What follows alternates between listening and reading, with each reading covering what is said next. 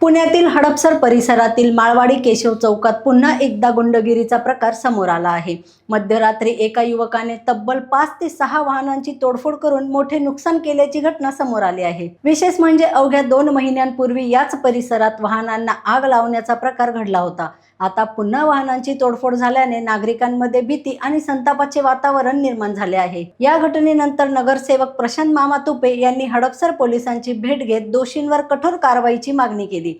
तसेच परिसरातील अवैध धंदे तात्काळ बंद करून गुन्हेगारांवर आळा घालण्याची मागणीही त्यांनी केली। हडपसरचे वरिष्ठ पोलीस निरीक्षक अशोक इप्पर यांनी या प्रकरणातील आरोपींवर तातडीने कारवाई केली जाईल, तसेच नागरिकांनी घाबरून न जाता तक्रारी नोंदवाव्यात असे आवाहनही केले। विषारी दारू प्रकरण, कोयता गँग आणि वाढत्या अवैध व्यवसायांमुळे हडपसर परिसरातील नागरिकांमध्ये नाराजी वाढत असून पोलिसांनी कठोर पावले उचलावीत अशी मागणी जोर धरत आहे। नमस्कार, रोकठोक महाराष्ट्र न्यूज मध्ये आपलं स्वागत आहे।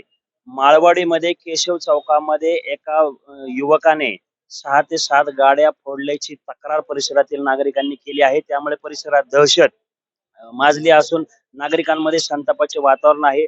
हडपसर प्रभाग समिती अध्यक्ष प्रशांत मामा तुपे यांनी या संदर्भात हडपसरचे वरिष्ठ पोलीस निरीक्षक अशोक इप्पर यांची भेट घेतलेली आहे। मामा, नेमकी भेट घेऊन काय मागणी केली आहे तुम्ही? मी संबंधित जो काही प्रकार झाला, अतिशय आमच्या हडपसर भागामध्ये आमच्या माळवडी ठिकाणी खूप लाजिरवाणा प्रकारचा प्रकार आहे। अशा प्रकाराला लवकरात लवकर आळा घालण्यासाठी मी आपल्या PI साहेबांना विनंती केली आणि साहेबांनी त्वरित सांगितलं की मी ते संबंधित गुन्हेगाराला शोधून त्याच्यावर कारवाई 100% करतो। तर अशा प्रकारचे प्रकार या सुज्ञेक अमनोरा सिटी असेल, मगरपट्टा सिटी असेल आणि माळवडी असेल, अशा चांगल्या ठिकाणामध्ये असा प्रकार होणं खूप नागरिकांच्या दृष्टिकोनातून खूप गैर आहे असं मला वाटतं। पण ह्याच्यावर आळा घालण्यासाठी नागरिकांनी सतर्क राहिलं पाहिजे आणि पोलीस प्रशासन सुद्धा तेवढ्याच प्रकारे त्यांनी सतर्क राहून त्या संबंधित गुन्हेगारावर कारवाई झाली पाहिजे। या संदर्भात गुन्हेगारी कमी व्हावी, दहशत कमी व्हावी, अशा घटना घडू नये म्हणून तुम्ही नेमके काय प्रयत्न करणार?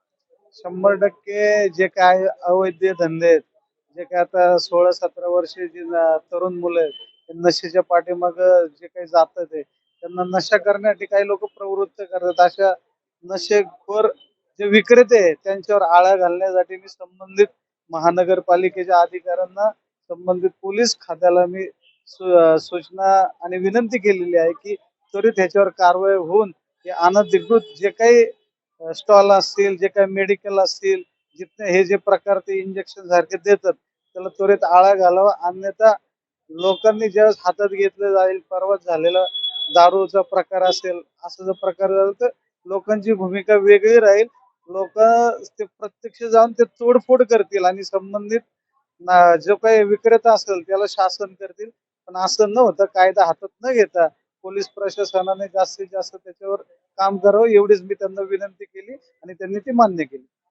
या परिसरामध्ये जे गुन्हेगार आहेत, अवैध विक्रेता आहेत, त्यांच्यावर कारवाई करावी, त्यांचा साठा जप्त करावा, त्यांच्यावर कडक कारवाई करावी, जेणेकरून परिसरात गुन्हेगारी वाढणार नाही, अशी भूमिका प्रशांत मामा तुपे यांनी मांडलेली आहे। रोकठोक महाराष्ट्र न्यूज साठी अनिल मोरे, पुणे। आजारपणावर उपचार अनेक करतात, पण रुग्णाची काळजी घेणारे मोजकेच असतात। Hernia, piles, gall bladder stone, पचनसंस्थेचे विकार आणि प्रगत लेप्रोस्कोपिंग शस्त्रक्रियांसाठी डॉक्टर मस्के हॉस्पिटल आणि मिडास हिलिंग अनुभव, आधुनिक उपचार आणि कॅशलेस सुविधेसह डॉक्टर मस्के हॉस्पिटल, कारण तुमचे आरोग्य आमच्यासाठी महत्त्वाचे आहे।